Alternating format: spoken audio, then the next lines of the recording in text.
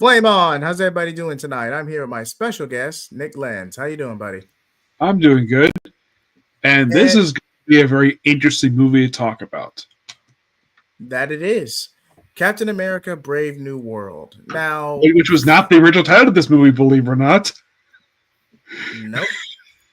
It originally was called New World Order, and then for some strange reason they changed it to Brave New World because they think it's associated with the UN or whatever. Like a lot of the stuff in this movie was changed because of outside interference, whatever. And I don't blame this on Disney. I blame this on some outside stuff. They just happen to change because of stuff. What you like better, Brave New World or New World Order for this movie? I mean, Brave New. I'm kind of indifferent, man, because this movie. Oh man, this movie. But we'll get to that. But if I had to give an answer right now, sorry about that, technical difficulties. But if I had to give an answer, I would say Brave New World because of what the final product ended up being. Yes.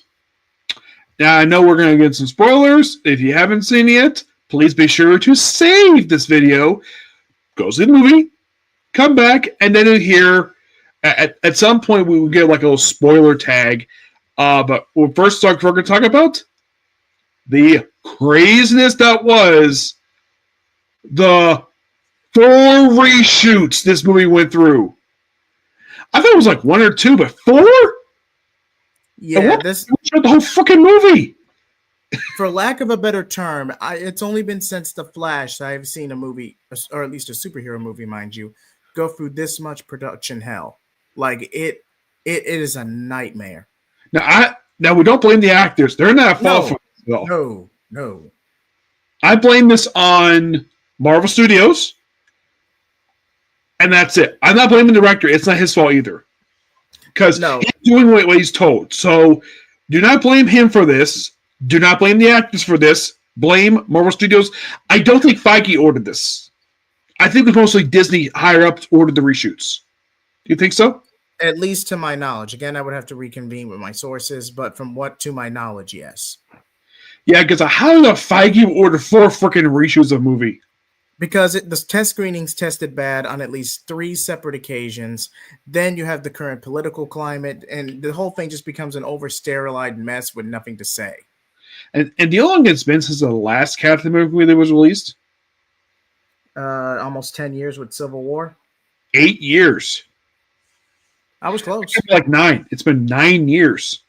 And that movie came out, I think it came out in May. It was May 2016, I think it was. Right? I know the joke with that movie was, with Avengers 2.5. Well, that was because it was loosely adapting a storyline that came out in 2006. This movie is not technically based upon any storylines, though it's loosely based on some ideas per se. The original main villain of this movie was not going to be the one to be the main villain of the movie, which was, we'll get to him. Originally was King Cobra. From the Serpent Society. Yes, who was going to be played by WWE wrestler Seth frickin' Rollins. And then for some reason they took him out. I'm like, the audience not like Seth Rollins? I mean, who doesn't love Seth Rollins? The guy is a very lovable guy, from what I can tell. He's somebody who's got a lot of charisma. He may not be The Rock, per se, but the guy's got charisma. He's good. Basically, people love him, both on screen. Heck, the guy is a father. He's got a cute little girl. And I'm like, how could I not like Seth frickin' Rollins? Like, what was he, a terrible King Cobra? I don't think anybody knows. Because unless a director's cut comes out. But I mean, could you imagine a director's cut of this movie? Because it's literally just a Frankenstein monster of other projects. But we'll get to that. Yeah, and fun fact, King Cobra was not the original leader of the Super Sentai comics. It was Sidewinder, who appeared in the movie. He was the original head, but then he retired. And then King Cobra took over. Weird thing about that is that he was called Cobra. Then when he came in charge of Serpent Sentai comics of King Cobra, My guess is in order to avoid confusion with the G.I. Joe terrorist organization, Cobra. That's my guess. And plus, their motifs look very similar. Yeah, I can't blame them for that, especially And if I remember correctly, I believe the Serpent Society, I believe it's a Mark Greenwell creation. Hold on. I'm pretty sure it is, though. Yes, because the last known Mark Greenwell creation ever appeared on screen was Crossbones. Yep. Which, I don't mind the Serpent Society appearing on screen. It's fine. I have heard that the reason why they appear in the movie the way they do, because they want to appear in a movie more grounded in reality instead of having steak people. Which I'm like, okay, how is that different from, let's say, a guy who can fly with an armor or throw a hammer or turn into a monster like the Hulk? How is that different? Right? Right. It's really not. It gets to the point to where Falcon's suit just becomes an amalgam of other props and heroes, like the vibranium shield, not the vibranium shield, the vibranium wings on his suit. Yes. And the Ant-Man cowl. Well, the cowl that's pretty much inspired. That's pretty much a reuse of one of the Ant-Man helmet props. Do you remember the joke that was going around when he debuted as Captain America in the comics? People call him Captain Falcon. That was funny. Also, if you're curious, who at Marvel Comics was responsible for giving Sam Wilson the moniker of Captain America? It was Rick Remender, not Nick Spencer. No, he couldn't deal with it. So one of his creations that appeared in the movie, Joaquin Torres, that is one of his characters. But Sam Wilson Falcon, that was all Rick Remender's doing. And I know that was kind of a thing for the TV show where, a black man can't be Captain America, even though that there already is one. A guy by the name of Isaiah Bradley for his movie 2, who was, they referred to the movie as the Forgotten Cap, despite the fact in the comics they referred to him as the Black Captain America. I think I remember reading because he debuted in a miniseries known as Truth, White, and Black. He's a fairly recent creation, mostly in the last 20 years. He's not as old as Serpent Society, per se, but he is kind of recent, but not too recent. Modern, for lack of a better term. Yes. And, of course, people know him better for being the grandfather of Patriot. Patriot, the guy who was part of the Young Allies, Young Avengers, not Young Justice from DC Comics, Young Avengers, which I heard the guys behind the comic are TV producers, but the comic itself, first comic, was really good. Do not get me started on Volume 2. That was terrible. Oh, god awful. No, I think it's yelling. I'm not sure what went on in that book, anyways. But there was a bunch of stuff happening here, and then they added stuff in here that we saw in the movie. Like, Sidewinder was not a rigid part of the script at all. No. He was not rigid part of the movie. They have last minute, and there's no denying because the guy who plays him, despite his brief screen time, he does a pretty decent job playing Sidewinder. Yeah, I mean, straight to the point. He's no Crossbones, but he gets the job done. Yeah, I think he's more known recently for Mandalorian. I believe so. Yeah, but, I think you remember reading his description. He was the head of the Bounty Association in Star Wars. Now, they do thank Rick Remender for his contribution for Captain America, which I do appreciate the fact that they did that because of how Marvel treated his work after he left. It seemed like as soon as he left, let's just destroy everything he did. Sam Wilson, Captain America, we one of them. The other being Flash Thompson. This think he didn't technically do that. That was somebody else, but he started that. He's more known for that when it comes to Venom. Not to mention his Spider-Man run where he reconciled Peter and MJ. It was a whole thing. If you weren't there when those comics were coming out, just let it be known it was a whole thing. Yeah, plus also like characters he created, like as soon as he left, they appear again. One character for the longest time they appear again was Steve Rogers' adopted son Ian, who after the Hail Hydra miniseries League of Wars, he appeared again for almost 10 years. And that's not the character's fault. It's Marvel not using him. Where you return in the Colin Kelly Jack Salazzi book. Did he even have a role in that book, or was that just a cameo? He was a supporting character in the book. Okay, but enough semantics. But before we move forward with the production stuff, I do want to say this: the actual source material for like this and Falcon and Winter Soldier, which is like the prerequisite to this, it's not bad.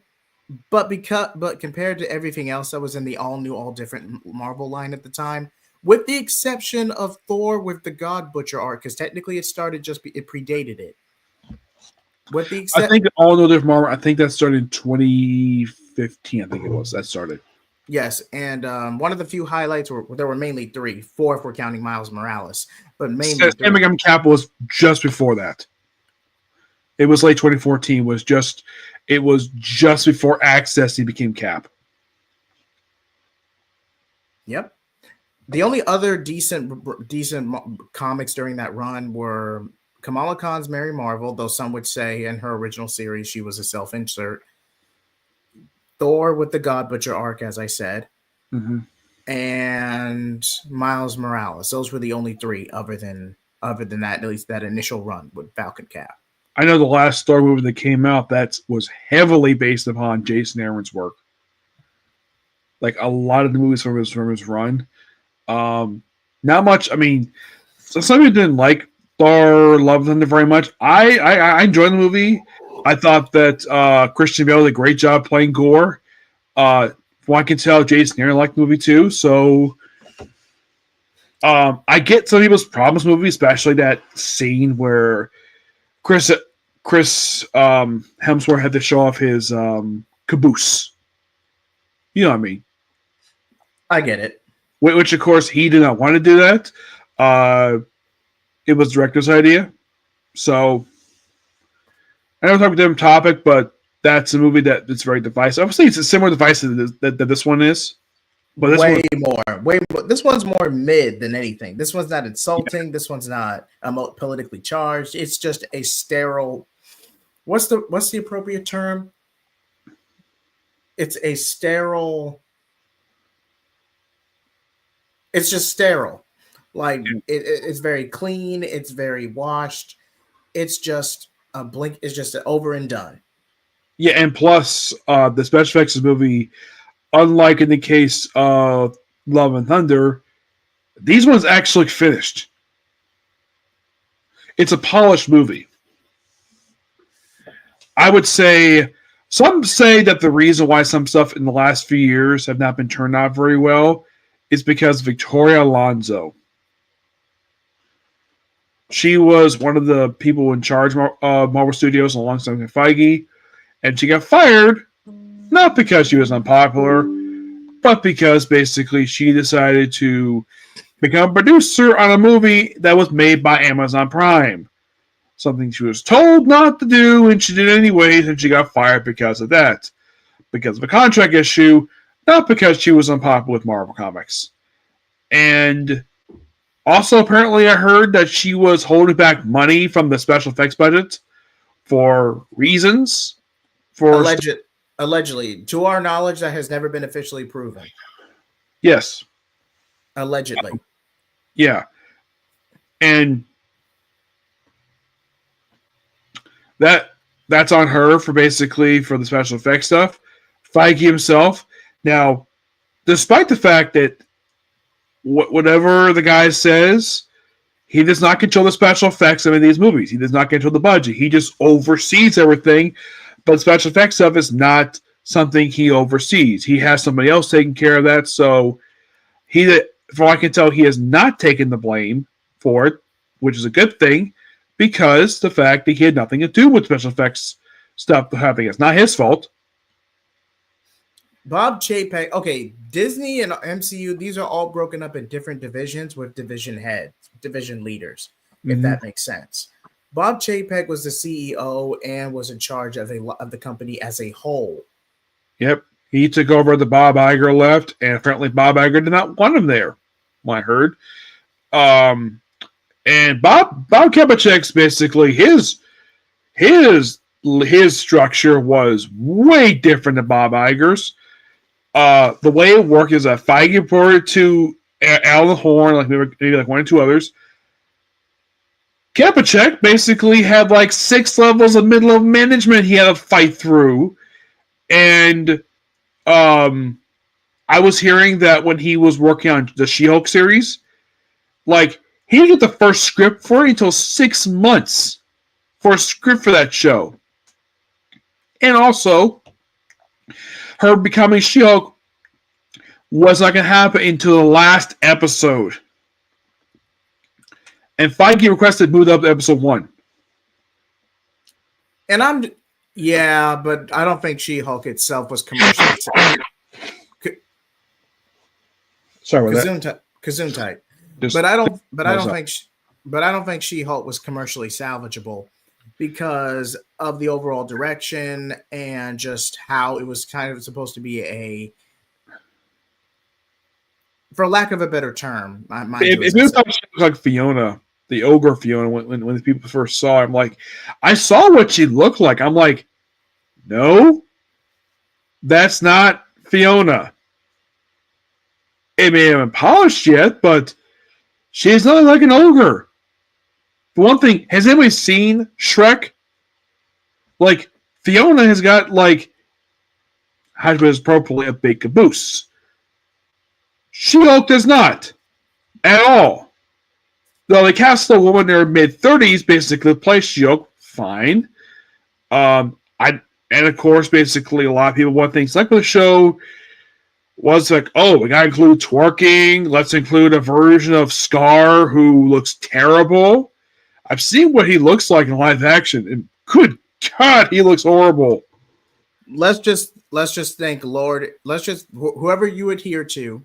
Let's just thank the universe that Planet Hulk was never directly adapted to the MCU, because I do not believe the MCU would have been able to do it justice. It's loosely adapted for Ragnarok. Yeah, but it's not really Planet Hulk. It's just a Thor movie featuring Hulk. Yeah, and you have Thor taking the place of Silver Surfer. Because of Fox owning the rights to the character. That sort of has been adapted before as a movie. A really good movie. Yeah, it doesn't... Okay, yeah, Planet Hulk, the animated movie, I believe it came out the same year as Batman Under the Red Hood, 2010. Could have been 2011, but I'm pretty sure it was 2010. I believe it was. I enjoyed the movie. The only problem was they didn't adapt the full story. No. Because if they did, they would have to adapt World War Hulk.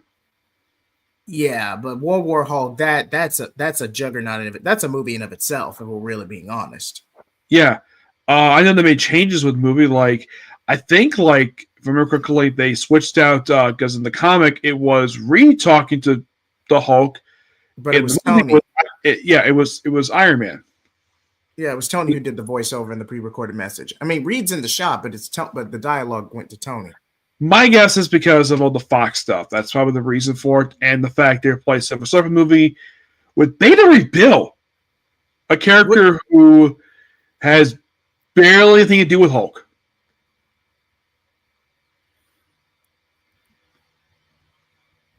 But yes, we did get to see Scar in like Agents of Hulk, Agents of Smash. We've at least had one adaptation. But back to Captain America. Mm-hmm. But we'll get to the Hulk in the room in a later section. But yeah, this movie was saddled with reshoots. It was in developmental hell. And even if you factor Falcon and the Winter Soldier, which I have actually seen because I wanted my full research for this review. Mm-hmm. So even if we have factored that, Sam himself doesn't have an arc. It's just a retread. Yes. I believe the production of this movie, I know, was first shot 2 years ago. But yeah, no fault to Anthony Mackie. He's making a paycheck. He's doing the best he can given the circumstances.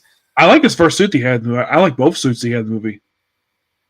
Yeah, the Falcon, the white cowl suit, the one that's actually comic accurate when he takes on the mantle. But I'll say what I have to say for. I'll say it for later. Good.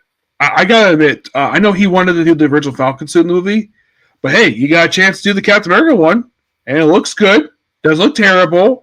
It doesn't look goofy. It looks good. They did a good job with that suit. They did. Granted, that's sort of the reason why I had to switch a suit, like the first thing you see him do is that, we find out that the Serpent Society has stolen something. I know kind of the movie, mind you, this point. Sorry. And then we meet Sidewinder, who is despite like this is the first time I see him, he's very interesting to listen to. Like his dialogue is really good. Nothing wrong here. Nothing wrong with the dialogue at any point in this whole movie. The dialogue is never the problem. The writing is never the issue. That's one thing at least got praised in the movie is the writing. True. And then we see the new Captain America right in. Like, unless you didn't see the Falcon Winter Soldier TV show, like, wait, why is Sam in a suit? Where's Steve? And some people be saying, did you not see Avengers Endgame? Steve is old. So in story, there's a reason why he's basically wearing the suit. And Bucky's running for Congress, but we'll get to that soon. We'll get to that. But his scene is meant to set Thunderbolts. So yeah, Falcon are now Sam going by Captain America. He's trying to stop what's essentially a brokered. He's essentially trying to stop a deal from happening. Yeah, the way he's described the package they describe, it's almost like it's a nuclear warhead. It's not revealed later on; it's actually something else. I mean, the way they describe it, it seems like a nuclear warhead, which I'm like, that's dangerous to transport. Doesn't matter what universe you're in. That thing is freaking dangerous. Unless you have equipment, because that thing is toxic. It can kill you if you touch the damn thing in person. You have to have a special container to transport the damn thing. You do. My brother, who served in the Navy, worked in nuclear potion. Even he would tell you, if that was a nuclear warhead, even he would tell you the way they handled it was completely dangerous and unrealistic.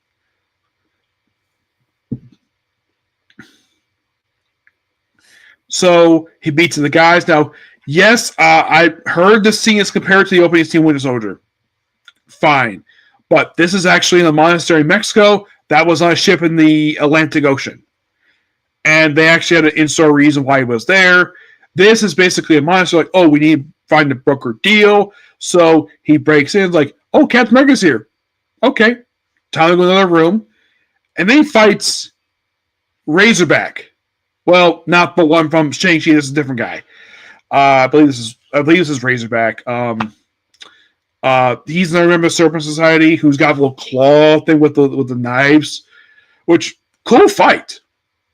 Yes, I know it's supposed to be taking a Batrick and Leaper, but hey, at least he takes on some guy. Does a really good job. Sadly, he breaks a rib, and there's a common joke about him now in the movie. But surprisingly, he doesn't fight Sidewinder in the scene, but he does fight Sidewinder. Not yet, per se. Sidewinder gets away. Joaquin goes in with his own Falcon suit, because he's Falcon now. And I don't think he appeared in Falcon Winter Soldier, did he? Joaquin? No, what he did, but he had a limited role. He did not get the suit or any superpowers he may have in the comics. But he did have a supporting role. He has a mutation, which pretty much gave him the same ability that Sam had. Communicating with birds. Which one thing is, Sam got that by being exposed to the Cosmic Cube. Comics! And of course he got it too, but that was due to something that the Serpent Society did, though they were under a thing called Serpent Solutions because the Serpent Society became a company because it makes sense because he loves Mark Greenwald. That's what he tried to do, which cool idea. Why not run a freaking company? Here they're a terrorist organization, which yeah, that kind of works. I had no problem with them being a terrorist organization as long as they are awesome. Yeah, the whole snake thing is not there, but doesn't they say terrorists can't be snakes in a terrorist type of way, right? Indeed. So we're going to move on. So there's a bit of a standoff. Falcon barely gets the edge because, again, mind you, Sam never agreed to use the super serum. They're trying to make him an everyman rather than a super soldier. So yeah, he gets the edge, knocks the Razorback out. Ends up getting in a standoff with. Did you notice his helmet looks like Ant-Man's helmet? It does a lot of reused props in this movie, but then he gets up. They never say that's Ant-Man's helmet, but it's clearly based on it. So then Sam ends up trying to save the hostages while Joaquin gets to suit up in his own Falcon suit to go after the which is green, like in the comics, it's green, which is green. And so now you have this. So now you kind of this kind of sets up. What he was in Devil May Cry. He was in Breaking Bad. What's that actor's name? The one who's Joaquin. No, the one who plays the handler. He was in Breaking Bad. I honestly didn't see Breaking Bad. Okay, that's the conversation for a different stream. But he was also the person I know who was from Breaking Bad that I know of is Bryan Cranston. Giancarlo Esposito. Thank you, Giancarlo Esposito. He's one Sidewinder. Yes, he did a decent job of what he was given. Yeah, and he looks like he's about what? Almost, I think he's in his 50s. He's 66. He doesn't look it. He looks in great shape. I would say he could be a replacement for Nick Fury if Sam Jackson can't be in the movies any longer. I mean, Sam Jackson's what, 75? I think he's close to 80. Hold on, let me look this up. Nick, please continue while I'm doing this right quick. Yeah, so they kind of joke back and forth. They're like, oh, rest here. Oh, you broke a rib. And he beats him. And then here comes the SEALs coming to arrest him. And they're like, oh, yeah, the job's done. And then, of course, like, ooh, we get invitation. Then we get, like, oh, we need to try some out. Like, Sidewinder got away. Oh, the guy talking to him here in this scene, the guy in charge of SEALs, is a character from the comics. Except he doesn't wear the costume. It's Destruction Man. Which you only know it's him because it's I think his name is Duffy. I think his name is the guy who's the character in the comics. I didn't know this was him until I saw the name later on. I'm like, really? This is D-Man? Yeah. Awesome. It's a shame for the costume. But yeah. So then they stop the heist. Carl Expedito Sidewinder gets away. Excuse me, and then they reacquire the MacGuffin and a job well done. Suspicion that this job went a little too easy, but they're not. But a job well done. They're able to salvage the treaty with Japan, with United States, Japan, New Delhi. You think there'll be more countries fighting over this in the Indian Ocean, over the Celestial? I would have thought the UK. You would think. Because India used to be a British colony. Yeah, but it depends when. Interesting choice. I heard that originally was going to be China, but they switched to Japan because of political stuff. I would not be surprised if that's the case. I have no evidence to rebuke or denounce that, but I would not be surprised if that was the case. Plus, Japan does play kind of a minor role in the background of this movie due to a scene we see later in the movie thanks to a plane from the country, which I had no idea was even in D.C. And I've been to Washington. I've never seen it there before. Maybe a different part of D.C. I didn't go to. Because I visited D.C. back in 2000. Oh, I think it was like 2004, I think. 4 or 5, I think it was. I visited D.C. But does Russia have designation near the Indian? I know they have have trade disposition in the Atlantic Ocean, but do they have trade? Does Russia have trade disposition in the Indian Ocean? I don't think so, because I know they technically have it across the Atlantic, at least to some degree. I don't think they're interested in the Indian Ocean. Not that I've heard. Yeah, so that's one of the main reasons. And then, of course, before they go to the White House, which they see in the movie, we goes with Jim, like, oh, we need to get Joaquin Phoenix, get some training done by, of all people, Isaiah Bradley. Which at first he recognizes, oh, you're Isaiah Bradley. And of course, oh, yeah, the Forgotten Cap, who was Captain America in the Korea War, which I don't remember. It's been a while since I've read Truth, White, and Black. But it was either the Korean War or Vietnam. It depends on the version. I think they say Korea in the movie. Yeah, in Korea they say in the movie, but I'm pretty sure in the original comics it was Vietnam. Yeah, and he still got the serum. because the fact he's able to punch a punching bag half across the room. Which it's called Captain America. I have somebody have the same movie, so why not an old man? Who's another man in great shape too. The actor plays him, and I have heard he's going to be coming back to play the character again. Yes. Which, good, guy's awesome. And then of course they get invited to the White House. Like, okay, so you have Joaquin and Sam. There's like Sam's okay. I'll bring Sam. I'll come, and Joaquin, only if Isaiah comes along too. Oh, and before we continue here, Joaquin thinks the comic was Hispanic. I believe the actor is Hispanic too, correct? The actor who plays Joaquin? To my knowledge, he's Hispanic. To my knowledge. Which is a trait of his that's very important to the character. And I'm glad in fact they get the same name, and the suit looks very similar to one in the comics. The one he wears. And then you have, like, okay, yeah, bring out his suit, and then we have Isaiah Bradley wearing the suit looks like from the 70s. Like, I love the suit that he just puts on. It looks so awesome on him. And then you have them like, oh, we got a cool limo. We get to get some drinking done. No, they don't get drunk, surprisingly. They just only had like one glass. Maybe. If that. They just enjoying the ride. And then they get there, and then of course, like, they have a selfie with the three of them, which was awesome.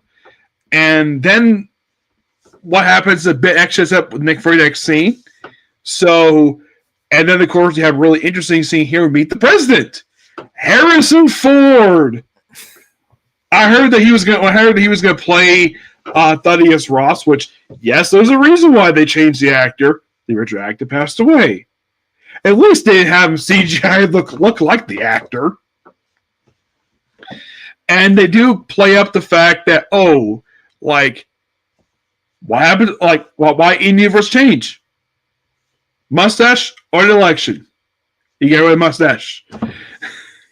And they do establish the movie that, about they kind of inserted him into stuff that William Hurt did originally, but William Hurt didn't act that way at all in the 3 movies we saw him in. Because he was in Incredible Hulk, he was in Civil War, and he was in Black Widow.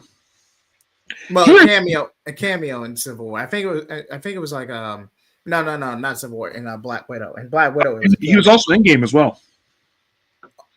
Oh yeah, during Tony's funeral. That's true. That is true. Yes. We fears were angry, which that's more in line with the comic version. That is. With him going hunt out the Hulk. God praise Ford for doing that. And the fact he put out a fake mustache for this thing, which is so funny. And the whole thing is he wants to reconcile his daughter. He wants to change. And he's like, ooh, hey, Sam, I want you to help me put back together the Avengers. Okay. Interesting. That's a minor plot thread that gets resolved toward the end of the movie, but interesting idea. I mean, no one's seen Avengers' Endgame. They pretty much disbanded. In the movies, they never really state exactly the reason why they disbanded. They just stopped appearing. Oh, yeah, he had made a cameo in Infinity War, too. Yeah. His cameo in Infinity War was basically, it was a speaking part. In Endgame, it was a non-speaking cameo. Heck, they even brought back the kid from Iron Man 3. Yeah, he had to be like... I think he was contracted for more movies, but he only appeared in 2. Sounds like he got a raw deal, but at least he came back for Tony's funeral, so. Yes. So, and then of course, like after this thing, then we go off to the room where we see all these dignitaries. Of course, before we go through, we meet the Japanese Prime Minister. Okay, at least the cast actor is Asian. Good job on that part. So then, of course, take a picture with him, biggest cap, obviously. And then we have this special room. But before this, we have him win the presidency. Presumably, this is actually that was a flashback before the cap scene, where he's won the presidency. Thaddeus Ross. Oh, those of you who can comments below, has Thaddeus Ross ever assumed political office in the comics? No. No. Yeah, he never did. From what I can tell, he had no interest in that at all. He has never Stan Lee never run that way. No writer has ever done us ever that way. That's exclusively for the movies. Yes. And so then, of course, they're like all togetherness. Now, they don't say what party he is at all. They don't say he's Republican. They don't say he's Democrat. They never identify what party he is. With the blue there, he might be Democrat, but it's never stated. I think maybe the reason why, because MCU does not want to take sides in the political debate when it comes to parties. So you could say he's part of a neutral party. Third party. Yeah, third party. He's part of third party. Which, of course, in real life, no third parties that won the presidency. But in the MCU, it did. Which I've heard also they're ignoring Secret Invasion, the miniseries. Yeah, for good reason. I heard it was terrible. For good reason. It was not good. If you want to see a review of Secret Invasion, let us know. But I do not. A part of me, oof, man, going through that again. Yeah. So Independence Party. Thank you, Tevia. Thank you. Independence Party. That's usually the third alternative to Democrat and Republican. Okay. Or it's like there's other political parties out there. There's the Constitutionists. There's like the Green Party, bunch of them. He can say he's part of any party, but all the thing is like bringing it together. Of course, the stuff about his past, we'll get to that later. So that was basically flashback. And we took 5 months to the Cap scene and all the other stuff we mentioned. Then we have this conference of the various leaders. And then they show off the dead Celestial from Eternals, which I still haven't seen yet, but I do know about this damn thing, where it pops out completely randomly in the ocean, like, oh, we have this dead Celestial, and it has the metal that's in Wolverine's body. Adamantium. And I'm just like, I get what you're doing. You're going to do a soft reboot after Secret War. We get it. But you could take even if it was the stand-in MacGuffin for this movie, you could skip the Celestial and nothing would change. Yeah, and that being in that package makes a lot more sense than Nuclear Warhead. It does. It does. I mean, appearance-wise, it could have been one, but same with Adamantium, which really was the Japanese one. Which interesting. I did hear something that apparently in the comic, Japanese discovered this metal first. So them saying it was Japanese first, and then eventually got others. That kind of is loosely that from the comics. So it tracks. It tracks. Yes, and they refer to the Celestial as Celestial Island. Even though it's a freaking dead body in the ocean, a giant dead body, mind you. All you see of the damn thing is his head and its fingers. Not even a forearm. It's just a portion of a hand skewing off like a glacier. Yeah, and also for some reason, what they show in the movie when they show it later on, it seems like it's fading in and out. I'm not sure if it's effect glitch or something. I'm not sure what's going on with that. And then I say probably just complete random that just takes out a pistol. Though there's an actual reason why for this, but the way he showed the scene, it's like, oh, he takes out a pistol, shoots the glass that's surrounding Harrison Ford, and then people are basically shooting at everybody.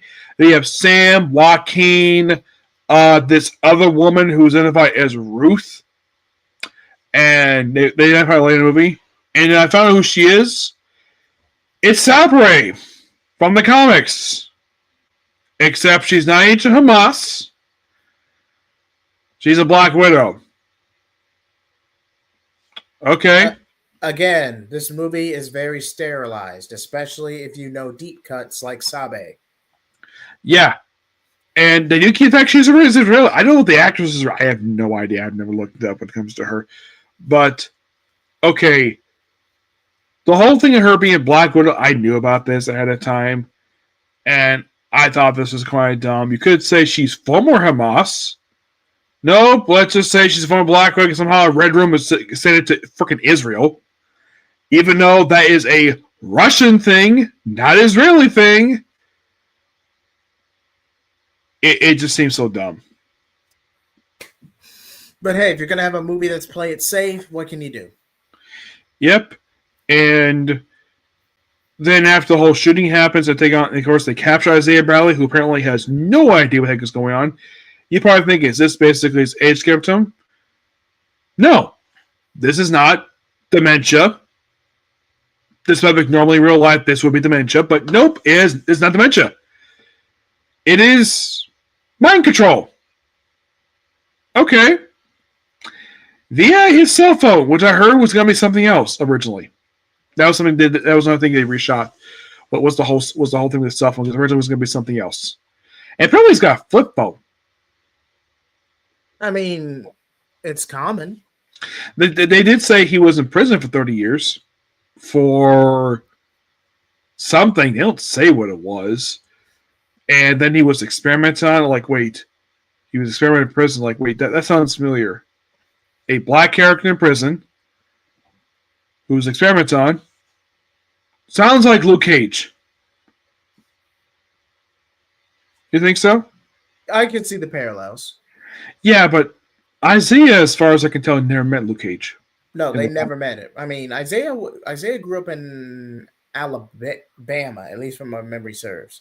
In the movie, he's from Baltimore. In the movie, he's from Baltimore, but in the comics, I believe he grew up I think in the comics, he was in Alabama.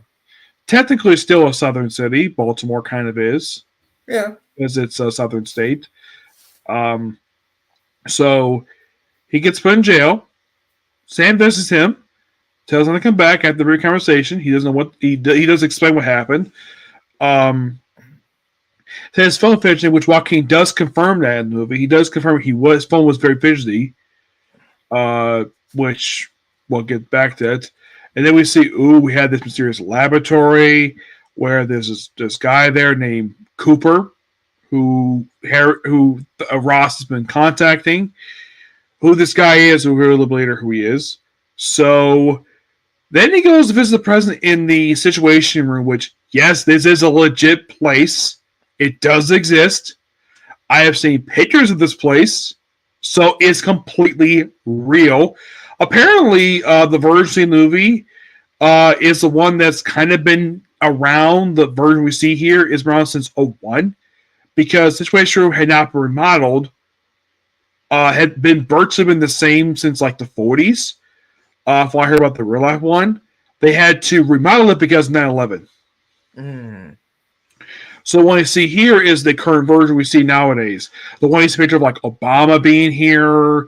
I believe Bush has been pictured here. We don't see the idiot featured here. You know what I'm talking, right? I know who you're talking about. Yeah. But very few residents have been seen here. But this is a real place, just like the White House is.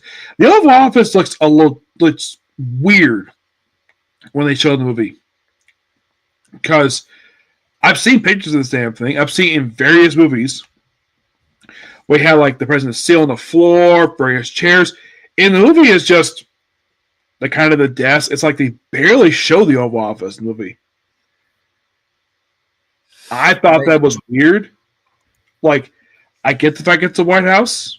Fine. Could they not just duplicate the actual Oval Office? In National Treasure, they actually did duplicate the entire Oval Office. Like, what it actually looks like. X2 did that too. Various movies have done this. So, why was it so hard to duplicate the Oval Office, but the Situation was complete accurate? I did not understand that.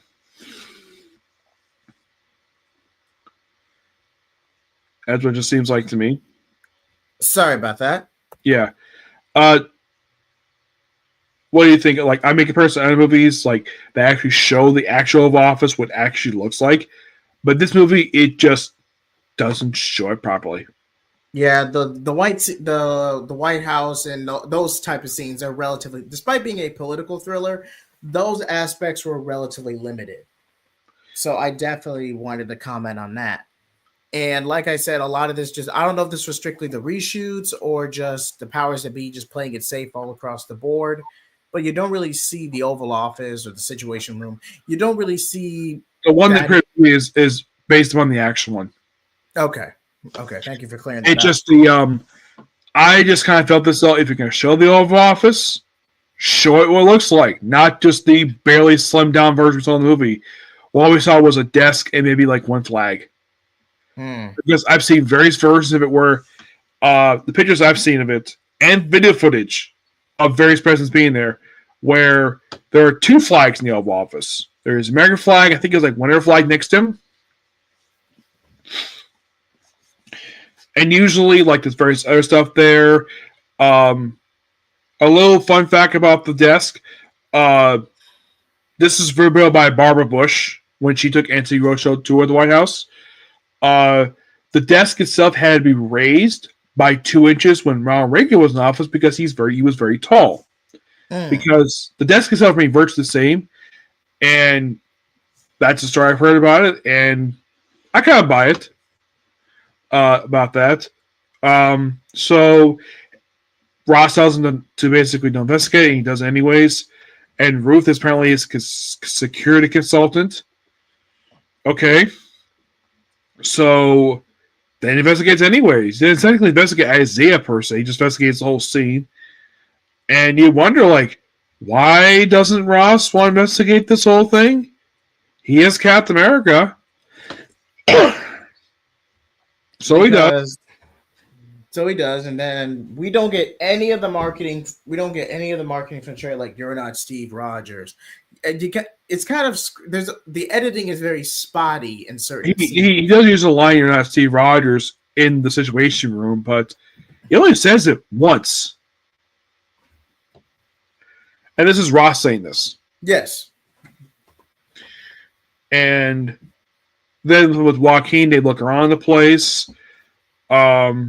So they look through the cameras, and of course, that's when he visits Isaiah, obviously. And then afterwards, then they basically just look through all this other stuff. And then they, then Sam come back, visit Isaiah. He's attacked by freaking Sidewinder. So yes, we actually have a fight scene between Captain America and Sidewinder. An excellent fight scene. In front of a junkyard of all places. Though a very small junkyard. Not a big one. Not as well choreographed it's not the Russo brothers, so it's not going to be as choreographed as Steve and Bucky's fights were. Mm-hmm. But still pretty good all around. At least he gets to fight him. And he captured him. Yep. The weird thing is, like, oh, let's somewhere get his attention by blowing up his pickup truck. Which I had no idea Sam even had one of those, because in the comics, he has never shown Joe in a giant vehicle at all. Aside from maybe the Quinjet, I've never seen Joe drive anything. The only character I can think of who drives anything in the comics, I know Thor doesn't. He doesn't drive any vehicles. Not think of. I know Spider-Man has, but an actual car, I'd say maybe Cyclops, but car is not something you see in the Marvel comic universe very much at all. You really don't. Maybe a motorcycle, but not a car. It's more prevalent in the DC universe than it is in Marvel. The whole cars. That's why cars do exist. There are cars, but the superheroes very rarely drive them. Yep. So after with Sidewinder, who apparently was paid out by his buyer to kill Cap, which of course he reveals later on that he was willing to kill Cap for free for reasons. Yeah. And then of course we find out basically about So they find out exactly the signal that came from, which is based called Echo 1, which somehow Sam knows about this place. Which exposition. Yeah. In the case of Steve, know about the camp from Winter Soldier. There's no surprise he knows about it because he served in the military. And plus, he'd been to that base before. He pointed out some various other movie. This, I think they did say Sam did serve military, but how would he know about the Echo One base is a complete mystery. Maybe Steve told him at some point with this place. I don't know. He said all he knew about the place is that it was like a prison where nobody returns from. But before he goes, we see, well, after Ross talks to France and India, because Japan had to get back to the table, so he flies himself he gets out of the switchmonger, he flies Air Force One to Japan, and we see him on an exercise bike, because we got to throw some humor in here, which, fine. I think the scene is as funny as it is. The way this scene is shot, I kind of figured someone was going to blast the wall of his office in the plane. But nope, that didn't happen. Just when the scene was shot, it's like something was going to burst that wall. Did you notice that? I did. I kind of thought maybe they would have like one of the service society breaking the wall, but nope, that didn't happen. He flies in Japan. He meets the prime minister. There's a leak where apparently somehow the Americans knew about it, that they're the ones who stole it. Then he flies back, of course, and instead of going back to the White House, he goes to Indian Ocean because Japan wants to go after the Celestial. Meanwhile, though, Sam and Joaquin, who apparently ditched their smartphones after leaving their very cool-looking base they have, which, when the heck they got it is never explained. Just, oh, they have a base. Okay. So they drive out of the pickup truck. Not the same one Sam got destroyed. This is a different one. They find the place. They use Redbird to break in, which this thing debuted in Civil War. That's where it debuted in. And then they said they had a 28-second window. So they stay on the camera. They run as fast as they can to the door. They open the door using old Halo by basically having Joaquin fish with the wires. They break in, close the door, and the guards pass by like nothing happened. They go down. And also that before this, the prisoner kills the warden. And then of course we get to the place, and then we see like the shooters apparently were being manipulated with Isaiah. We set up with Ross. And then we find out who's actually in this particular laboratory.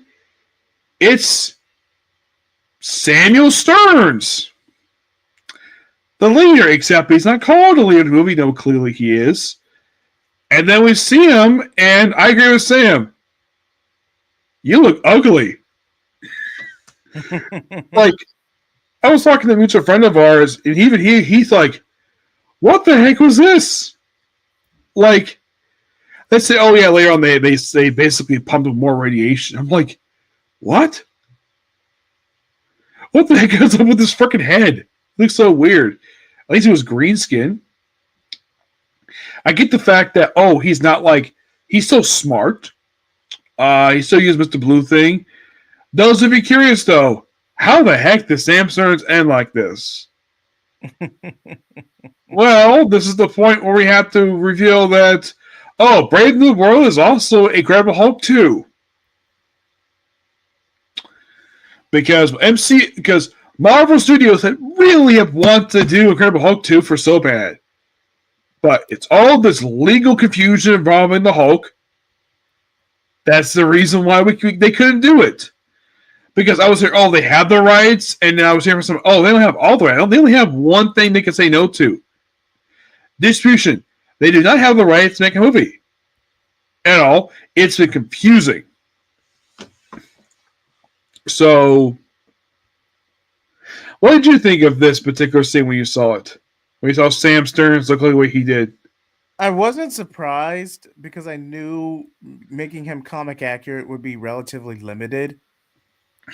But it just felt like okay, if you're gonna bring the leader and these plot elements back, it kind of feels like 17 years too late. You know what I mean?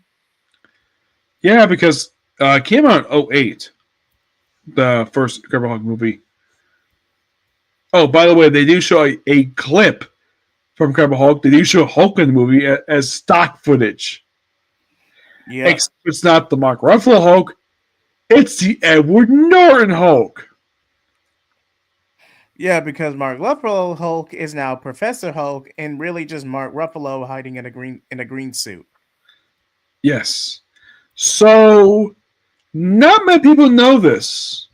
Some are like, wait, why did they switch produce pairs between Incredible Hulk and Avengers? There's an actual reason why. Edward Norton is a dick. Yeah, he pretty much left the project. Yeah, I heard he is. If I've heard stories about him, he is very like. No one gets along with the guy. He's got an ego as big as Tom Cruise's. Well, apparently the Hulk was not going to show up in Incredible Hulk until about over an hour into the movie. Like he waited longer. I think that Hulk showed up in Incredible Hulk. I think like what was about 20 minutes in that we saw Hulk, and that's the version we saw. Like, oh, they destroy Harlem. We see Abomination stock footage, but Abomination is not in this movie.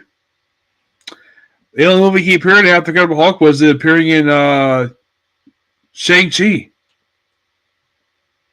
And of course, they do mention Abomination, where Ross was basically kind of responsible for that. Mm. Yeah, and the whole thing of like Leader having this secret laboratory, that is in the comics. He's known for having these things. He has many of these things in the comics. Surprised he didn't have any mutates, because normally he has like an army of monsters working with him, but in the movie, no, he just has a bunch of guards brainwashed, and then of course Ruth says, bring him in, and then they all turn on him. Of course, then we see Ruth doing her only fighting scene the whole freaking movie. Yes, the only scene. We see her briefly fight two goons, which, yes, the scene is basically supposed to be a take on Blackwood, a Scarlett Johansson-ness, not in Winter Soldier, in Iron Man 2. It's like, wow, we have to recreate Iron Man 2 now as well, not just Winter Soldier, but also Iron Man 2. And Incredible Hulk. To get last minute.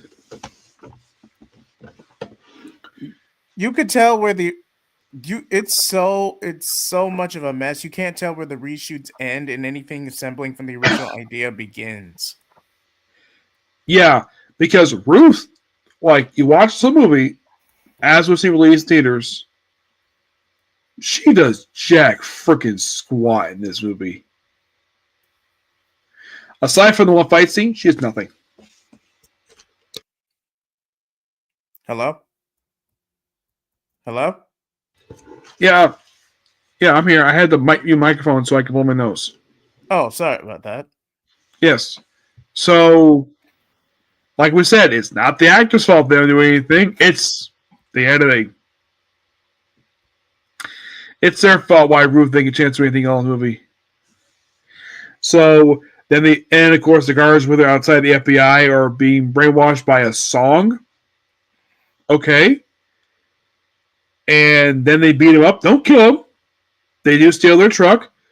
And then three of them drive to an army base, which is in a tunnel. Well, it's a Navy SEAL base. Why the heck it's in this particular location? Don't know. And then Sam's like, hey, I want to talk to Sidewinder. And then he reveals basically what happened after Incredible Hulk, the first movie, where apparently the reason why that Sam Stern looked the way he does because Ross pumped with more radiation. He apparently made weapons and all this other stuff. Oh, he gets reduced sentence, so he can easily break out of this place. I'm like, he's like kept in a side area with no guards.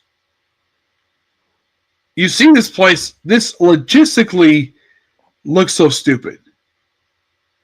Oh, yeah, we have one side room and like, what kind of base is this? This is not a base. This is some random tunnel they found. Right? Right. So, once again, it's like, they apparently don't know what they're doing with this scene. It's like, are we supposed to be at a base? Couldn't they just set as a house or something? Nope, let's have a random tunnel off the road or someplace. And then they already, look around the abandoned base. And then Sam Stearns proceeds to use the thing to enhance his heartbeat. So, because Ross is over in the ocean, so then Ruth, Sam, and Joaquin fly in the ocean, which they get there via helicopter, even though that they can't exactly do that, but okay. They probably have to switch planes.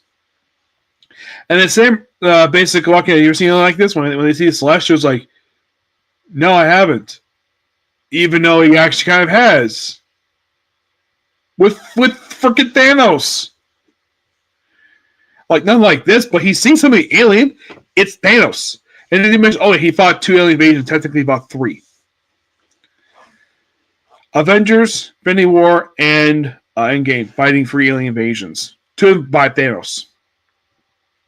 And then they stopped 2 planes that were being caught by Sam Stearns to be the fire in the Japanese, and they do stop them. And we do see revealed that, the pills Ross is taking, and of course, the guy figures this when Sam Stearns supposedly kills him, and they don't confirm he's dead, is that these pills that Ross, we see in the movie, he's popping pills in his mouth to keep his heart together. It turns out they're full of gamma radiation. And there's a reason why. And Ross reveals the reason why he actually was seeing Sam Stearns, because he was dying of a heart issue, which I believe this is something they briefly mentioned in Black Widow, that he had a heart issue. Now, I don't know what William Hurt died. I don't think it was a heart attack. No, he was. They couldn't figure out what it was. It was a chronic health condition involving his heart. Yeah, so he takes the pills. We kind of see briefly when he's like squeezing pipes. And you think, is something happening here? Not really. After they solve the whole thing with that, then they go home and have a little press conference. And Sam Stearns is arrested at the hospital. Well, of course, Joaquin gets shot down. And okay, it's a good fight scene. He gets injured, but he survives. And this is when we see Bucky. In my theater, people were shocked to see him. Like, what? He's here? It's called Captain America. Of course, you'll see Bucky. Yeah, but it was set up for Thunderbolts, so.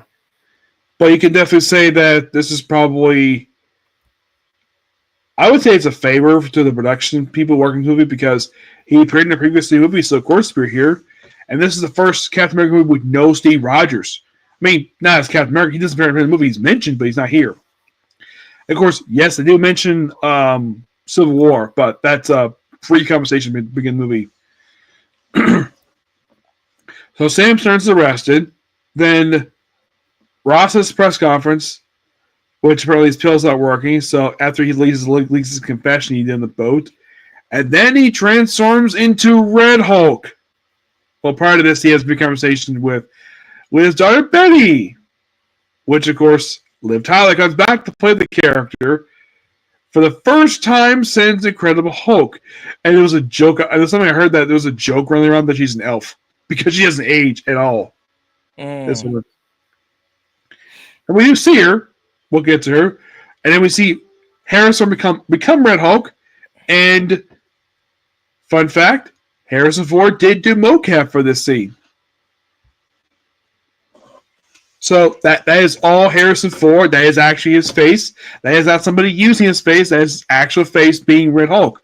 Which, that is actually quite surprising he did that because he didn't hear Harrison Ford do anything with motion capture before. This first time he needed to do it.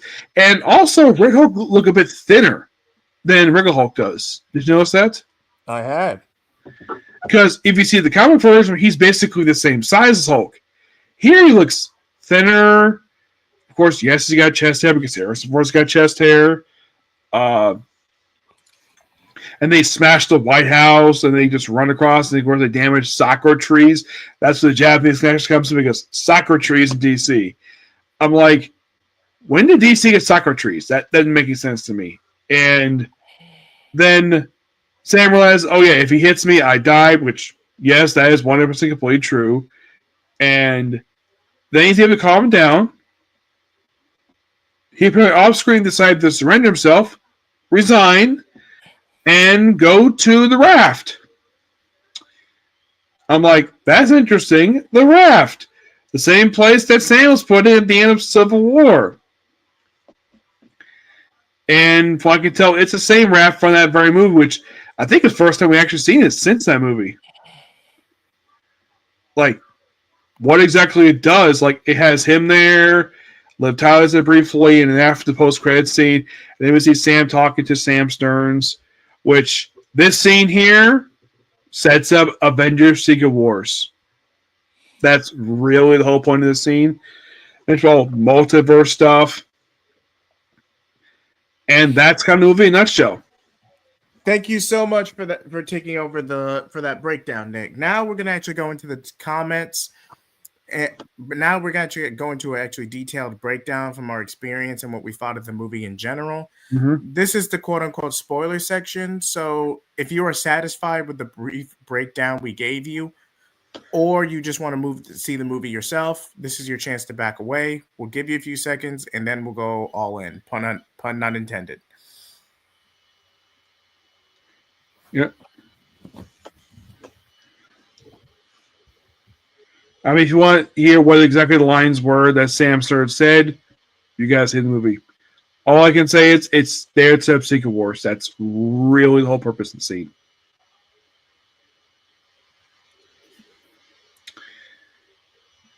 So, okay, 3, 2, 1. Okay, that's fair warning. Santa Maria, this movie was mid. Yes.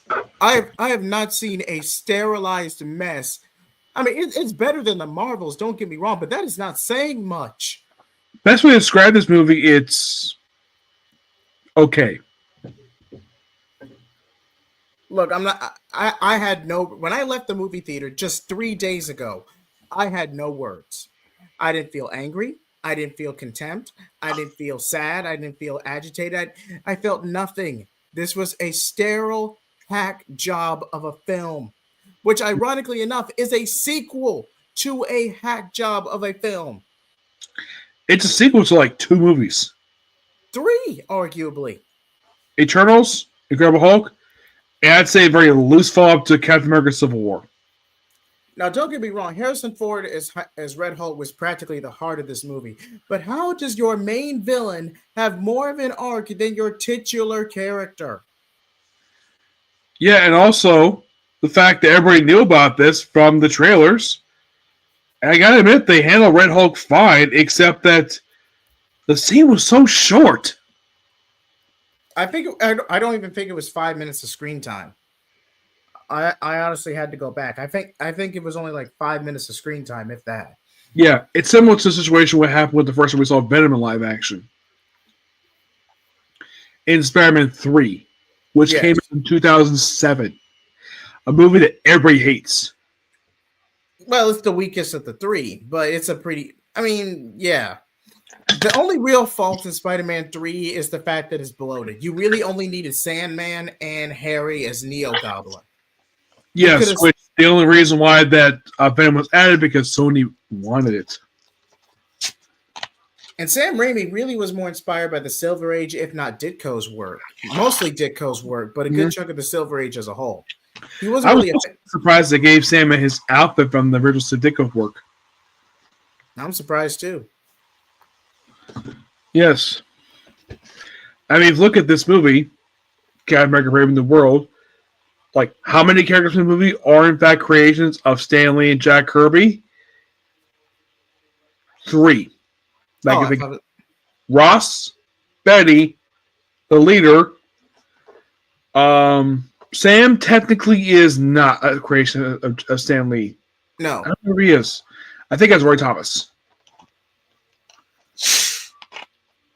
Red Hulk is a Jeff Loeb creation. Jeff Lowe, yes. Which anybody get a chance to read the original Red Hulk run is awesome. It is amazing. I actually own it in trade. I actually got a chance to have Jeff Loeb himself sign a copy of the very first trade because this run is so awesome. Jeff Loeb, Ed McGuinness, they did the first 25 issues of this 58 issue book. There was no bad issue this whole book. It was a solid run from beginning to end. I'm not going to say it's perfect by any stretch of the animation, but it was consistently good. I will say that. I would say this movie is a tiny bit loosely based upon that run. Just a little bit. Red Hulk stuff. I would say that's where we got the Red Hulk stuff from, even though they changed the reasoning behind Ross becoming Red Hulk in the comics because he volunteered to do it. In the movie, he didn't know until he was indirect volunteer. Though Sam stood to help him, yes, that's true. But him becoming Red Hulk was probably not the plan. In the comics, it was the plan. Yes. And the fact they kept this a secret for 2 years in the comics. 2 years. No one knew Ross was Red Hulk until World War Hoax. No Hulk. Hoax. This was in 2010. That's when they revealed it. And it was a shock, but not all that surprising. It was more shocking that Betty Ross was Red She-Hulk. You're like, really? Why the heck is she Red She-Hulk? It was weird. Now, that itself, that revelation was not done by Loeb. That was done by Greg Pak. He did that. Yeah, Pac is known for his acquired taste. Yeah, but he is a very good Hulk writer. Yeah, I'm not taking that from him. I'm just saying, you know what I'm saying. If you've read Pac's work, y'all know what I'm talking about. Yeah, and his second run for the book, he killed off Doc Samson. Well, speaking of Doc Samson, he's not in this movie. There's no mention of him. There's mention of Abomination, but no Doc Samson. I found that weird. Did you? Same. Like, okay, so you brought back Ross, you brought back Abomination, Betty, Abomination, Hulk via stock footage. Yes, and of course, Abomination brought back in Shang-Chi, but Doc Samson has never returned. Nope. There's no reason for it. Mm-mm. Of course, they've heard Betty as Hulk's ex-girlfriend. Even though they did actually get married in the comics before he went off planet. Years before he go off planet. Pierre David married them. Yeah. During his epic run for the book. But in the MCU, they never got married. That was kind of a dead romance that he rebounded with Black Widow for 3 years and then left for Sakaar in Age of Ultron. And I think someone said he did eventually marry the alien woman from Planet Hulk off screen. And that's that might have been confirmed in She-Hulk, but I do not know. Yeah. I kind of wish they would have done a better job with Scar instead of making him just some generic guy. Like, what's up with the long hair you have from the comics? I mean, he literally had a he looked like a balding middle-aged man. I mean, the hairline. I mean, just Hulk's son. And I'm like, y'all didn't even try. Yeah, I would not be surprised if he pops up in a movie again. They would give him his accurate look. I mean, Sakaar does not have a superhero costume. He basically is kind of like Hulk, Conan Barbarian. Because he wears like the loincloth, the boots, the big axe. It's literally Conan the Barbarian as a Hulk. Plus supernatural abilities because of the not the Odin, the Orm or the All Force. It's some mystical aspect. It's old power thing he gets it from his mother. Okay, thank you. The old power, thank you. Who died because of a explosion of a Hulk spaceship. Yeah, she was in. Hulk tried to protect her, but she was unalive due to radiation poisoning. And somehow Sakaar was born on his brother. It's weird. Yeah, I think it's comics. Of course, it's weird. And I would not be surprised if Greg Pak saw the fact that his creation was on screen. He'd probably like, "What did you do to my creation?" He did create Scar. He did. No, but nobody likes She-Hulk. I mean, I know some people online are vying for a season 2. It's never going to happen. If there's going to be an answer for She-Hulk, either remake it or just have it where you ignore the series. That is the last time Bruce Banner was seen was in She-Hulk during the finale where all the Banner family were together for the cookout. She-Hulk and Daredevil are kind of having a fling, which they do have in the comics. They're kind of on and off. Yeah, they never actually officially dated in the comics. No, they've had a few flings. They've fooled around a couple times, but never a committed relationship. And here's a fun fact some people may have forgotten. Daredevil was actually fought the Hulk. Yes, multiple times. Yeah, one time fought the Hulk. Daredevil went to the hospital. Yeah, I think it was Frank Miller did that. One of his last good runs too. Because man, did he fall off as he got older. Yeah, this was his earliest stuff he did. Which yes, when people think of Frank Miller's Daredevil, think, oh, the hand, Elektra, stick. Yes, but he also introduced very dumb retcons that Marvel later ignored. Like the fact that his father was abusive toward Matt Murdock was abusive toward him when he was a kid. That was later ignored because Marvel editors probably felt themselves that was stupid to accept. But a lot of everything else he established is still canon this very day. Because without him, we would not have the hand. If we did not have the hand, we would not have the foot from TMNT. I got you. The Foot Clan's a ripoff of the hand from Daredevil. I get it. And it's weird though. Turtles have never met Daredevil. The day we get a TMNT and Daredevil crossover, that'll be okay. This is full circle. Well, one crossover I would love to see is the Turtles team with Bendis as New Avengers, but hear me, it's pre-AVX. That's not a bad crossover. Yes, because you have Daredevil on the team at that point. That's not a bad crossover at all.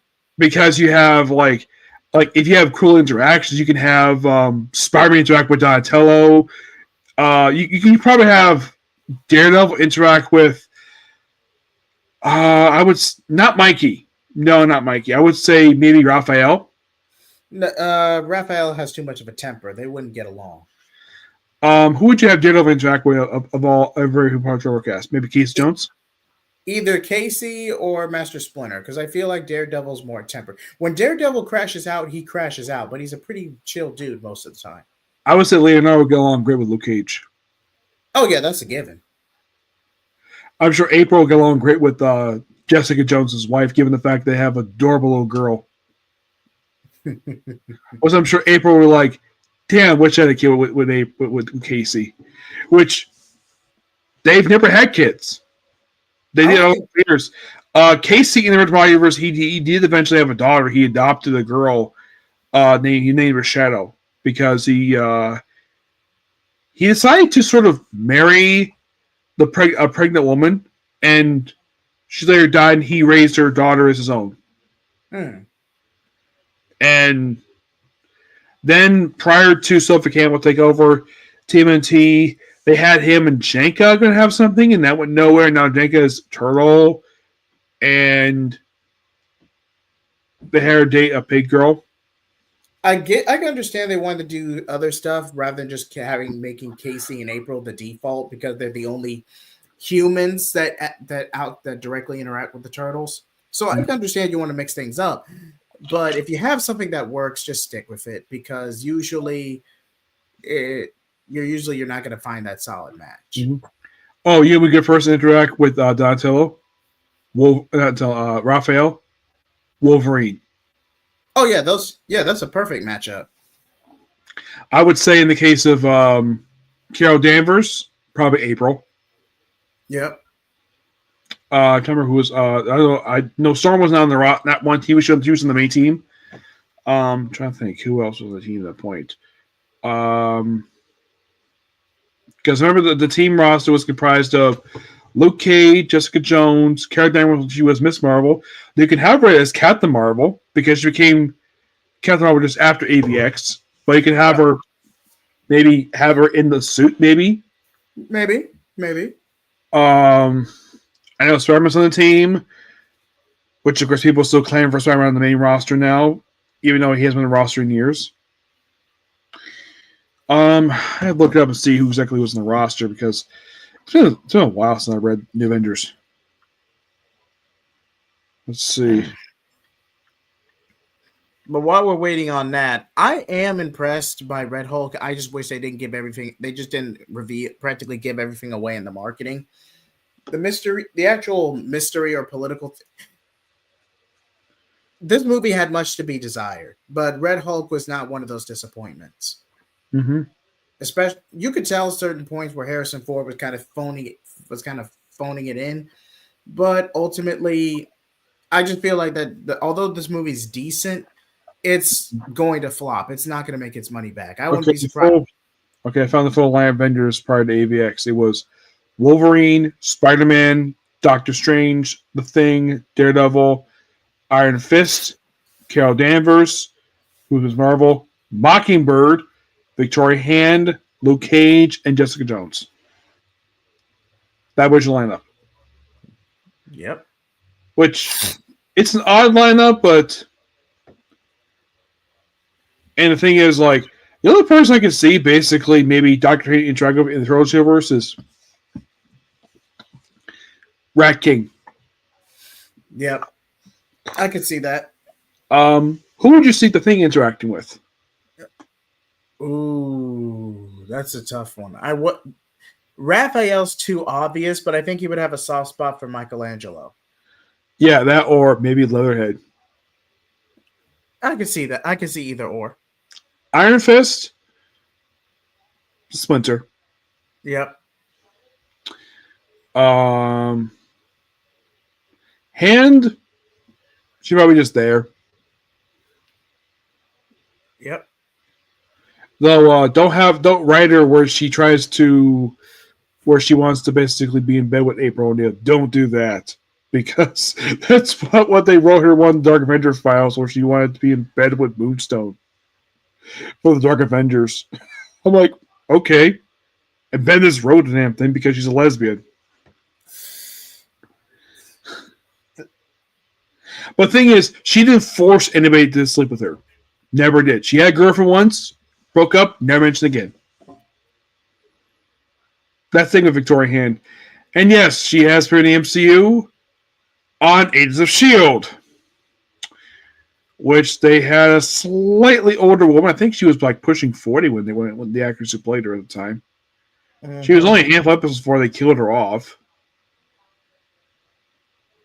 And the biggest shame with Agents of S.H.I.E.L.D., they never had Bobby interact with Hawkeye. Not once. Which I'm like, why? Why would you bring her on the show and not have her interact with Hawkeye? That is something people have been probably begging Marvel for years to do. Please have these two interact. Yeah, don't have to have these two be married because Clay is a family. But you could do that. Nope, they just don't care to do it. Because the whole thing with Mockingbird's relationship in the comics with Hawkeye is weird. Like, they're together, then they're not together. Currently, they're not. Constantly on and off. It's kind of a mess. Last I saw Mockingbird, she briefly dated Spider-Man. Very briefly. And then it went nowhere. She has done jack freaking squat in the last few years, Mockingbird. Iron Fist has had his title taken away from him, given to the Korean swordsman for reasons. I'm like, why? Well, his thing is still the same. Spider-Man, despite the stuff he's gone through, he's still Peter Parker. Yep. Daredevil, it's like briefly he had amnesia when he had the current Raiders started his run, and now I'm not sure what it's like. You read the book now, it's like, what exactly is going on here? It's a very slow-paced book. The current run, it's very slow-paced. It feels as though it takes a while to tell a story with this one. I agree. I mean, the pacing is atrocious. Yes. It's a shame that Carol's last book got canceled at only 10 issues. I don't think the book was terrible. It just probably didn't click as well as the Kelly Thompson book. That book was awesome. I love the Kelly Thompson run for Captain Marvel. Because I didn't think nothing was bad. Yeah, I did notice that. They were launched because of this movie. Where, of course, they feature Red Hulk in the opening issue because he's in this movie. And Sam being back for Captain America, that's not like in the last year or two. That was something that was done in the Falcon and the Soldier miniseries, the comic version. Yes. That's when he came back being Cap, and then they later on gave him his own solo book again. Which again was largely done for synergy purposes. Yep, and that book got canceled. It's only 12 issues. Yeah, I just feel like the big two are kind of in a steady decline because, I'm going to go ahead and shift over to the modern comics topic. Let me just go ahead and drop the banner. Mm-hmm. I would say like the best comics Marvel that I really enjoy. I do enjoy Immortal Thor, Incredible Hulk. I do like Wolverine. I think Solomon does a better job with that book than he does with Daredevil. I do like the Miles Spider-Man book. I think that book is better than the main book.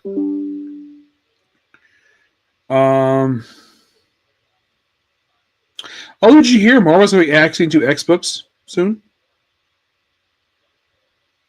2 of the current X books published right now, they're going to be axing really soon. NYX and X-Force. After 10 issues. Like, I'm glad you're enjoying them. NYX is terrible.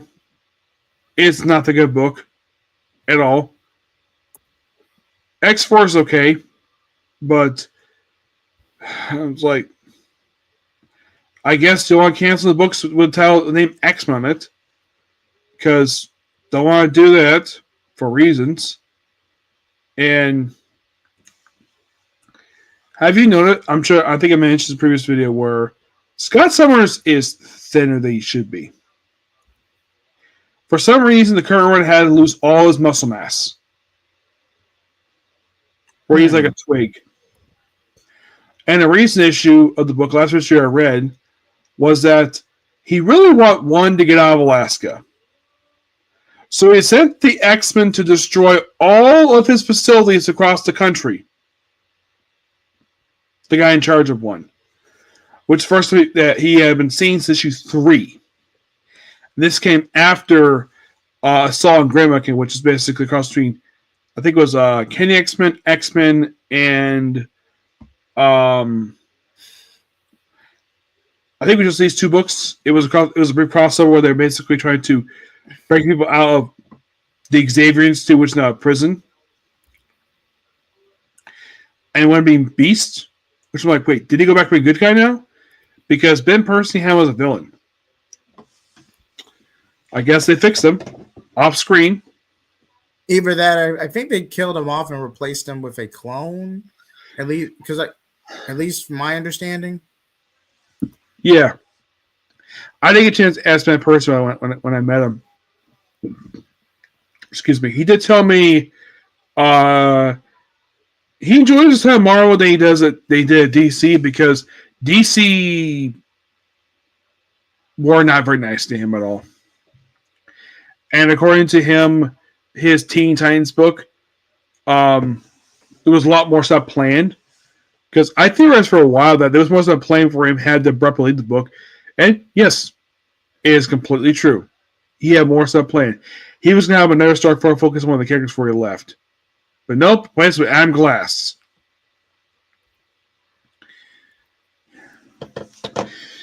And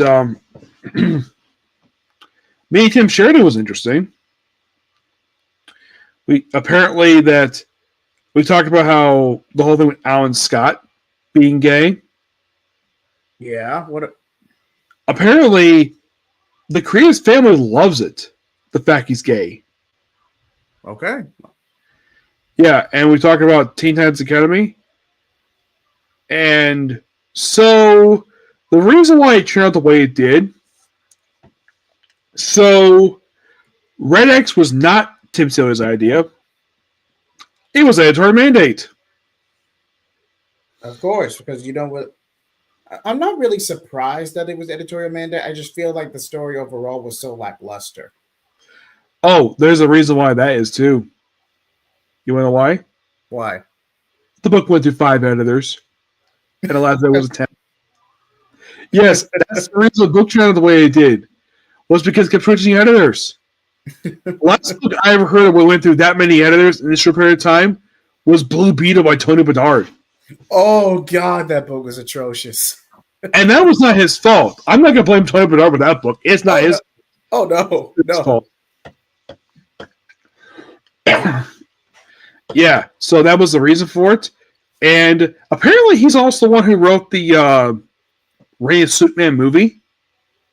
The direct DVD one. Which I did ask, I haven't seen the movie yet, but did they include the scene where Coast City was destroyed? Nope. Apparently that was in the script, but it had to fit in the tomorrow universe, and because they didn't establish Greenland, they didn't establish Cyborg Superman that well yet, so it was cut out for time.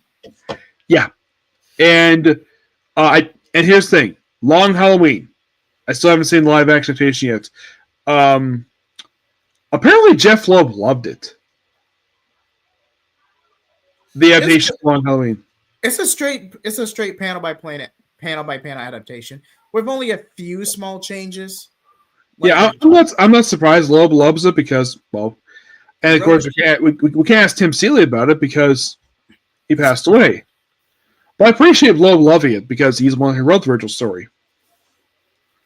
That is true. He gave his props. But all in all, it's just any rumors on that new Marvel DC crossover they're planning, because I thought that was a hoax. I don't know. Apparently Don Dakota's come back to comics. Hey, how about that? Yeah, I did get a chance to see him again recently. So one of the apparently I was hearing something he was involved with drugs, and the fact also he took there was an investment. He could compare with the investment. I didn't talk about that. He was involved with a car crash, and it crushed his face. He was in the hospital for 2 or 3 weeks because of it.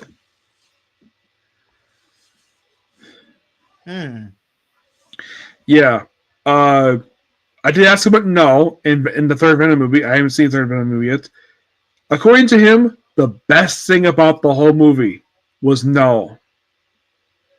In the last Venom movie that came out, not Living Carnage, the last dance, I think it was. Oh yeah, I believe that.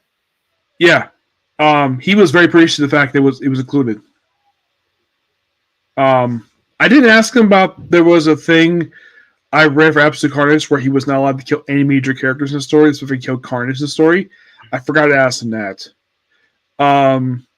He did kind of confirm to me that there was a story I heard. Apparently, the story of him writing the Starship Hulk version before Al Ewing. He kind of confirmed, yes, that's kind of true with that. You know, the Smash or not? Yep. That was kind of true. He wrote that before that was written before Immortal Hulk came out. And when I met Jason Aaron last year, there was a rumor I heard for a while where originally She-Hulk was going to be Hulk, originally in the book, and he was supposed to be She-Hulk. According to Jason Aaron, not true. Completely untrue. He always planned to have She-Hulk in the book. The whole thing of like Hulk not being allowed because Al Ewing, untrue. This was when I saw him last year. I didn't see a lot of people I wanted to see. Like I missed Todd McFarlane because I couldn't find him. Apparently, it was in the same area where they have the celebrities. Which, okay. I kind of wish my voucher would tell me that, but they never did, so I never got a chance to meet him. It would have been awesome to meet the guy.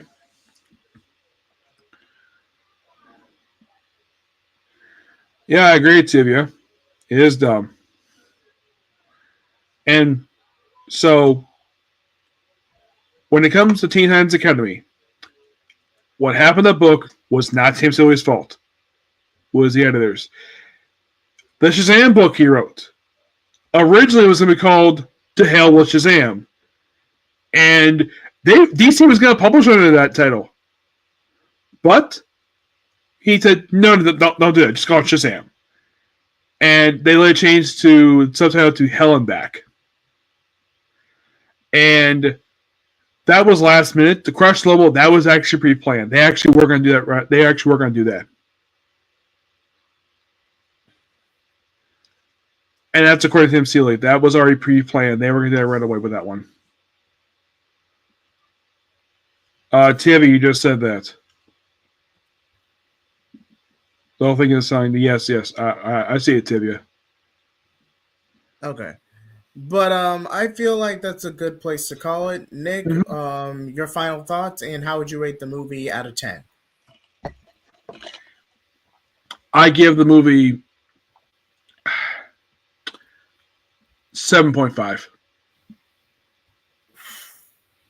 I'll be generous. I'll give it a 7.5. I'll be generous. It doesn't do terrible. It's just okay. Yeah. Like I'm sure there's another version of the film somewhere or even a director's cut that actually had something to say, but because of everything surrounding it and studio interference, it just became a safe, bland, and sterile mess. Hopefully Thunderbolt's not like this when it comes out in May. Hopefully. But and Fantastic First Steps comes out in July. That trailer looked really good for Fantastic First Steps. Did you see the trailer for it? I have seen the trailer. I am very intrigued by it. But let's just hope they stick the landing. And what I can tell, the actual Galactus, not the purple cloud bull crap. That was so freaking dumb. But you have to admit, CGI was relatively limited during that time. I've heard allegedly that Silver Surfer's going to be a woman in the movie. I mean, yeah, if you want to be different, go ahead. Yeah, like it'd be weird to have Norman Reedus become a woman.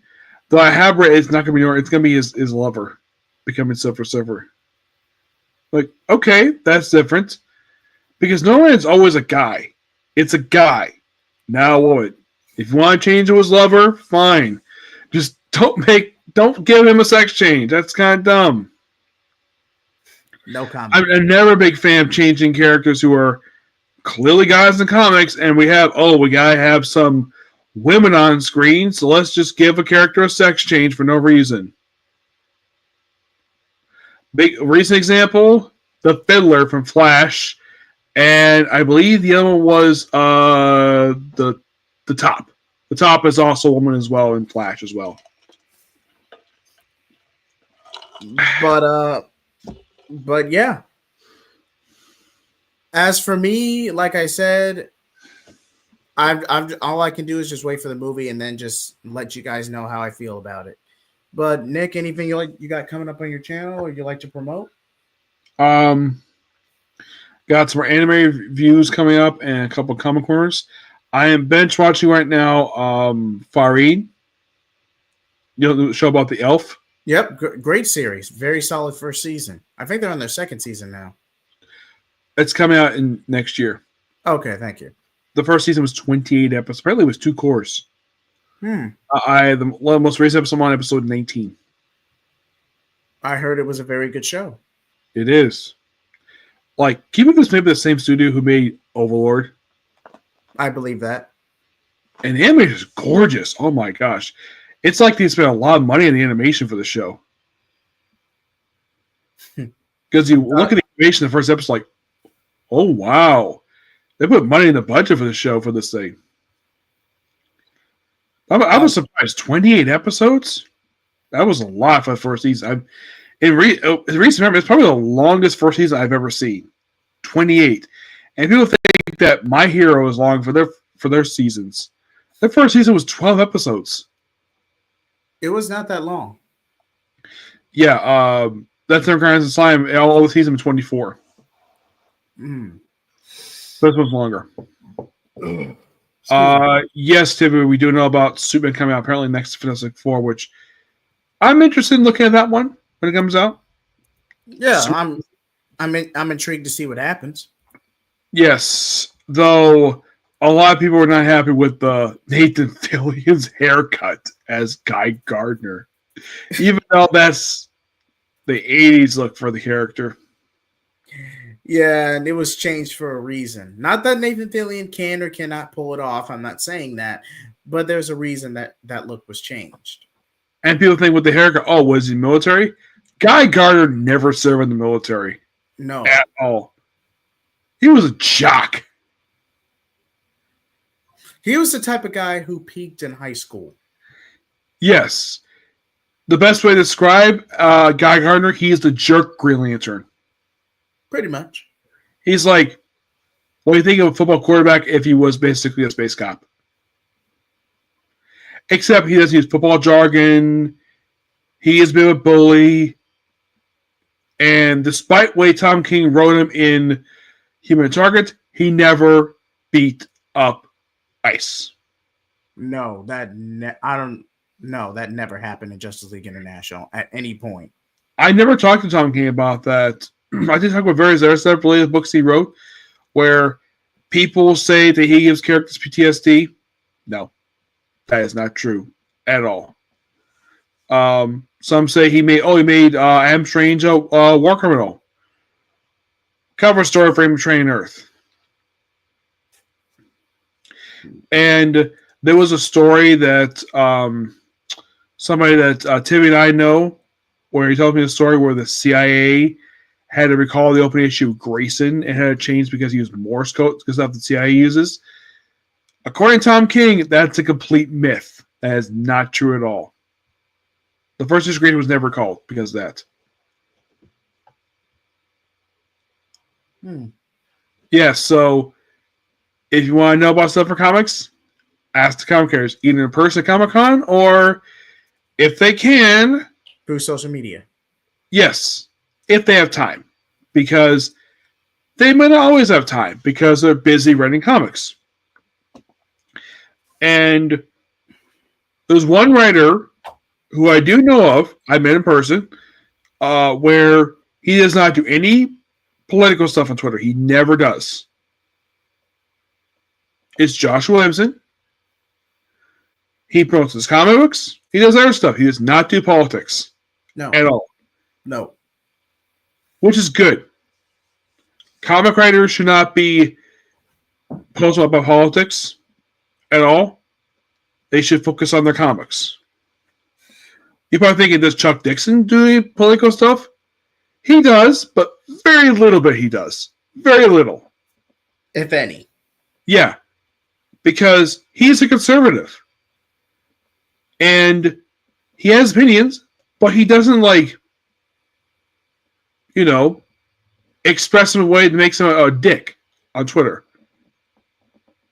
He's pretty decent about it, per se. And if a chance, maybe he's one of the nice people. He lives in my area. He lives in Tampa. He hasn't been making a Comic-Con several years because he is massively busy. That he is. I mean, he's working on like 4 or 5 books simultaneously. Yeah, mostly self-published works, and He's working with Riververse, doing some books for them. He has stuff for Arkhamverse. I think he still does. He has advertising for a while. Most of what he's been talking about upcoming is just the movie Jason Statham coming next month, Walking Man. What I saw the trailer for looks awesome. Definitely something to look forward to. And definitely a cause anyone can get behind. A guy who beats up human traffickers. But with that being said, I almost forgot to promote myself. J Heat 75 or J Heat Blaze. Again, DC solicitation will be out within the next couple of days. Also, stay tuned for the Boruto Jubu Vortex chapters 18 and 19, which I believe is the end of volume 4. I think we're at the tail end of volume 4. No, we're past volume 4, the beginning of volume 5. Excuse me. Yes. But yeah, stay tuned for that for any official announcements. Nick, anything else you want to say before we wrap up?